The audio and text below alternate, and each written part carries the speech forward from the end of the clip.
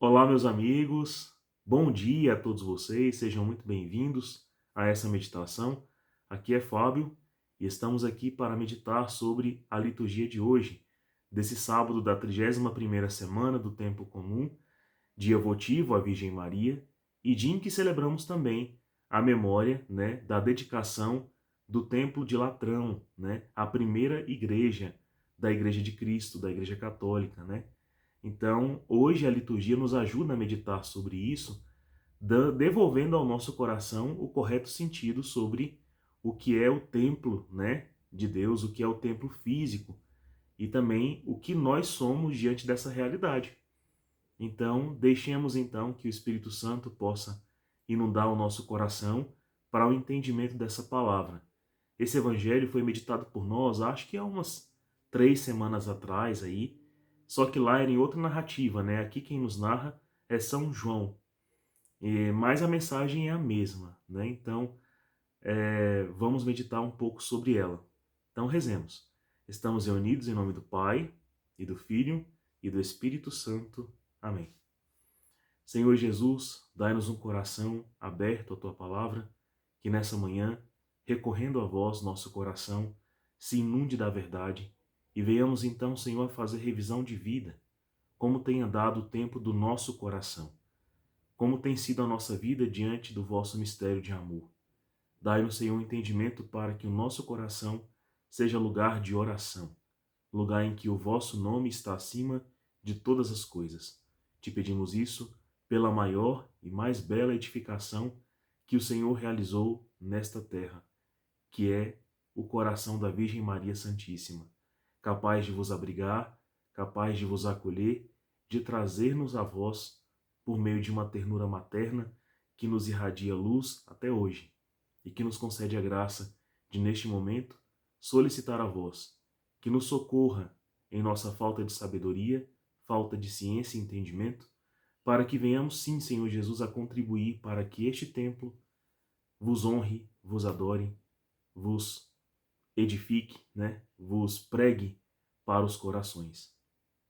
Ave Maria, cheia de graça, o Senhor é convosco. Bendita sois vós entre as mulheres, bendito é o fruto do vosso ventre, Jesus. Santa Maria, Mãe de Deus, rogai por nós, pecadores, agora e na hora de nossa morte. Amém. Permaneceremos reunidos em nome do Pai, e do Filho, e do Espírito Santo. Amém. Bom, meus irmãos, eu vou ler novamente, o Evangelho. É o mesmo que a gente narrou há umas 3 semanas atrás, mas faz sentido então a gente fazer uma revisão de vida. De lá para cá, como temos cuidado do templo de Deus, Assim diz a palavra, ó. Estava próxima a Páscoa dos judeus e Jesus subiu a Jerusalém. No templo, encontrou os vendedores de bois e ovelhas e pombas e os cambistas que estavam aí sentados. Fez então um chicote de cordas e expulsou todos do templo, junto com as ovelhas e os bois. Espalhou as moedas e derrubou as mesas dos cambistas. E disse aos que vendiam pombas: Tirai isso daqui, não façais da casa do meu pai uma casa de comércio. Seus discípulos lembraram-se mais tarde que a Escritura diz: O zelo por tua casa me consumirá. Então os judeus perguntaram a Jesus: Que sinal nos mostra para agir assim? Ele respondeu: Destruí este templo em 3 dias e o levantarei. Os judeus disseram: 46 anos foram precisos para a construção deste santuário, e tu o levantarás em 3 dias? Mas Jesus estava falando do templo do seu corpo. Quando Jesus ressuscitou, os discípulos lembraram-se do que ele tinha dito e acreditaram na Escritura e na palavra dele. Meus irmãos, que evangelho, não é verdade? Toda vez que eu vejo isso, eu percebo, o tanto que nós muitas vezes também pecamos nessa falta de zelo pelo templo de nosso coração, que também é morada de Deus, Então, quando Jesus aqui trata com tanto zelo, com tanta energia, com tanta força, uma reorientação do propósito do templo, eu percebo, Olha, se ele fez isso para com um templo que é feito de pedras, e que está ali de uma maneira sagrada para atender ao princípio de ser a casa de Deus, a morada do sagrado, o lugar onde as pessoas devem ir para rezar, para encontrar-se com Deus, imagine o zelo que ele não terá pelo templo onde Deus reside em cada um de nós. Um templo vivo que deveria servir para a adoração, para o louvor, para o amor e para todas as obras dadas pelo Espírito Santo.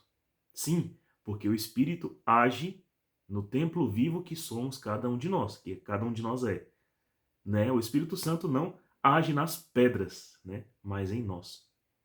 Então, vejam bem, se Jesus, né, mostra aqui um zelo para o templo físico, imagine o zelo para com o templo espiritual. E aí vem a pergunta, né? De quantas maneiras pode um templo ser profanado? Então a gente vê várias vezes, né, igrejas belíssimas construídas na história humana a partir da primeira, né, que é a igreja de Latrão. Então durante vários anos a igreja ficou sem templo para reunir, porque a perseguição dos cristãos era imensa, então até mesmo seus cultos eles realizavam em catacumbas, em lugares escondidos, né? Então até hoje essas catacumbas existem para dar prova de como era sigiloso, né, a participação eucarística, a participação sacramental. Então, eles eram perseguidos demais. Isso começou a mudar um pouco no governo de Constantino e, claro, depois da queda do Império Romano. E aí, a primeira igreja é esta em Latrão, né, que lá no século depois, século XVIII, já se tinha então o nome de tais padroeiros. Além de ser a Basílica de Latrão, também é, né, o santuário de São João Batista e São João Evangelista. Mas esta é a primeira, né? E existem tantas que depois foram crescendo, sendo construídas com tanto zelo, para realmente terem um propósito de quê? De ser casa de oração, lugar do sacrifício eterno, lugar onde Jesus é consagrado e dado aos homens, né? Onde a palavra é semeada em nosso coração e podemos, por meio dos sacramentos, viver uma vida de santidade, né? Era o lugar onde se executava o que pensava o homem, o que desejava o coração do homem ao aproximar-se de Deus, né? Então, esses templos refletem muita beleza, sacralidade, detalhamento, uma edificação firme, sólida, né? Que hoje, se a gente for tentar replicar, nem existe na engenharia a estrutura, a formalidade para tal, para construir aqueles arcos, aqueles vitrais, né? Para dar aquela imponência e também transcender-nos. Enquanto entramos em um templo, de repente, por meio da graça e da ciência que Deus deu ao homem, de por meio da arquitetura expressar beleza, arte, sentido, a gente nem tem hoje, né? Evoluímos de várias maneiras, mas os templos hoje parecem um pouco com caixotes, né? Desculpe aqui o desabafo, mas é verdade. Mas enfim, de quantas maneiras se pode profanar isso? Bom, primeiro maneira de profanar, muitas vezes não é apenas, né, queimar, derrubar, né, é, pinchar suas paredes, né, quebrar suas imagens, violar sacrários e assim vai. Porque isso virou moda no nosso tempo, né? Então, em vários lugares, não só na Europa, mas em toda a América e vários continentes, os templos têm passado por isso, né? Mas a primeira maneira de violar, de profaná-los, foi romper com os seus propósitos, né? Então, antes disso acontecer, várias igrejas belíssimas, que antes eram casas de oração, tornaram-se bibliotecas, museus, repartições públicas, cemitérios. Que mais, meu Deus? Tanta coisa, né? E muitos deles, dessas igrejas, tornaram-se apenas lugar de abandono. Deixaram de ser casa de oração, né? Então essa é a primeira maneira. Depois vem todos os absurdos. Então, quando a gente profana a nossa própria vida também, nunca começa assim, de repente, de maneira grosseira, destruindo o templo de nossa alma, de nosso corpo, né? Geralmente é com uma sugestão, né? Ah, esse bem aqui da tua vida, esse bem espiritual, esse bem material, em vez de usar para isso, usa para isso aqui, ó. Vai te dar mais prazer, mais alegria, é mais sensato e parará e assim vai. Em vez de você também usar o seu corpo para o benefício da sua família ou para o celibato, né, ordenado a Deus, não. Usa aqui para o seu bom prazer, vai conhecer, vai experimentar, vai viver isso e aquilo. E aí a gente vai profanando o templo de Deus, que é o nosso coração. Há um ponto que a gente chega até a esquecer que o nosso coração é lugar de oração, é casa de Deus. Se eu for perguntar isso para muitas pessoas hoje em dia, aquilo que começou com uma sugestão, com um pensamento filosófico, com uma doutrina um tanto enviesada e conformista, hedonista, materialista, relativista, hoje tornou-se comum. E as pessoas já não se veem como reflexo de Deus, reflexo da graça, da bondade, da misericórdia, da justiça, da castidade, da prudência, da mansidão. Não. Mas veja, se os frutos do Espírito Santo são esses, que frutos então expressam um templo que não é mais do Espírito Santo, mas tornou-se carnal, tornou-se mundano, tornou-se profano. E além de tornar-se profano, às vezes satânico, né? Então, o que vai acontecer? Quais são os frutos? Os frutos que a gente vê hoje. Destruição de instituições sólidas e extremamente poderosas e importantes como a família, a maternidade, a paternidade, a justiça no meio dos homens, né? Então essas instituições vão tornando-se cada vez mais débeis. E aí, depois para profanar isso, é assim, ó. Então se profana o templo do corpo, destruindo o que é humano nele, a beleza de Deus que se colocou nele, se pincha o templo humano, né?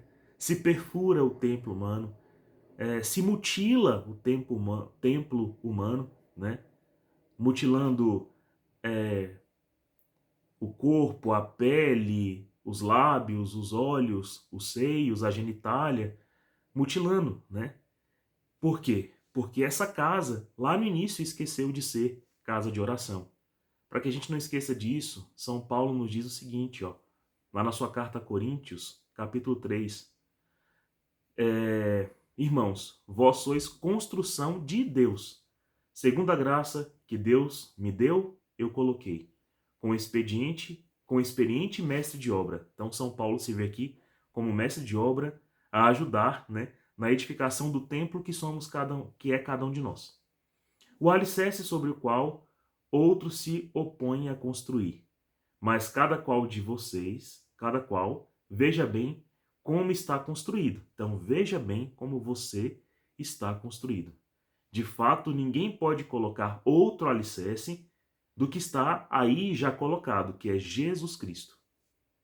Acaso não sabeis que sois santuários de Deus e que o Espírito Santo mora em vós? Se alguém destruir o santuário de Deus, Deus o destruirá. Palavra de Deus, hein? Pois o santuário de Deus é santo, e vós sois este santuário. É por isso, meus irmãos, que cada uma dessas profanações no templo de Deus, no nosso corpo, na nossa alma, no nosso propósito, são consideradas pecados mortais. A luxúria, né? A gula, o vício, a bebedeira, né? A, a inveja, a cobiça, né? A ira, a cólera, tudo isso mortalmente fere o propósito do templo de Deus. Se alguém destruir o santuário com essas profanações, Deus o destruirá. Não podemos, meus irmãos, né, ceder facilmente às sugestões de Satanás, porque foi exatamente isso que ele fez com Eva e Adão lá no paraíso, quando de repente chegou para eles e falou assim: que tal um outro propósito para vós? Que tal realizar outras coisas, né? Do vosso corpo, da vossa vida, do vosso sentido, da vossa alegria. Que tal se eu, de repente, der para vocês outras coisas para fazer? Foi exatamente isso que Satanás propôs ali para Adão e Eva. E eles, ó, seguiram, né? Então não devamos ceder, né? Que tal ser, como é dito para nós, por exemplo, hoje na primeira leitura, lá na profecia de Ezequiel, capítulo 47. Olha que bonito. O homem fez-me voltar a uma entrada do templo E eis que saía água de sua porta subterrânea na direção leste, porque o templo estava voltado para o oriente. A água corria do lado direito do templo, ao sul do altar. E fez-me sair pela porta que dá para o norte, e fez-me dar a volta por fora, até a porta que vai para o leste, de onde eu via a água jorrando do lado direito. E então ele me disse: estas águas, que correm para a região oriental, descem para o vale do Jordão, desembocam para as águas salgadas do mar, e elas se tornam saudáveis. Onde o rio chegar, todos os animais que ali se movem poderão viver. Haverá peixes em quantidade, pois ali desembocam as águas que trazem saúde, e haverá vida onde chegar o rio. Às margens, junto ao rio, de ambos os lados, crescerá toda espécie de árvore frutífera. Suas folhas não murcharão, e seus frutos jamais se acabarão. Cada mês darão novos frutos, pois as águas que banham as árvores saem do santuário, saem do sagrado. Seus frutos servirão de alimento, e suas folhas serão remédio. Meus irmãos, se nós fôssemos templo de Deus, seríamos para este mundo remédio salutar. Sairia de nós uma água viva, sempre rutilante, rica, saudável, pura, limpa, benfazeja, que daria a este mundo frutos imensos, né? A ponto que aonde passassem suas margens seriam abençoadas de árvores frutíferas de todas as espécies, e os animais que banhassem nesta água cresceriam de maneira abundante. Portanto, meus irmãos, é isso que se propõe para o Templo de Latrão, que é a primeira igreja, para todas as igrejas filhas, para nós que somos templo de Deus, é que sejamos vivos. Veja que Jesus nos dá uma promessa maravilhosa. Vocês podem destruir o templo, que era o seu corpo, né? Que era a sua vida terrena, mas em 3 dias eu reconstruo. A ressurreição. É essa ressurreição que precisamos hoje, quando nós percebemos que fomos, sim, profanados. E que promovemos a profanação de outros templos, né? Por meio da mentira, da sedução, da cobiça, do assassinato, da ira, da cólera. Nós ferimos, nós matamos, nós destruímos tanto este corpo quanto o corpo alheio, tanto este templo quanto o templo alheio, né? Mas em 3 dias Jesus o redireciona, né? Por meio da sua ressurreição, somos dados então a chamar, né, o nosso coração de volta para esse sentido, passar a ser a fonte de uma água limpa, convertida, humilde, benfazeja, que deseja contribuir com Deus para com o que é eterno, belo e verdadeiro. Essa é a nossa missão, meus irmãos, nos converter e levar muitos à mesma conversão. Deus abençoe você, tenha um santo dia.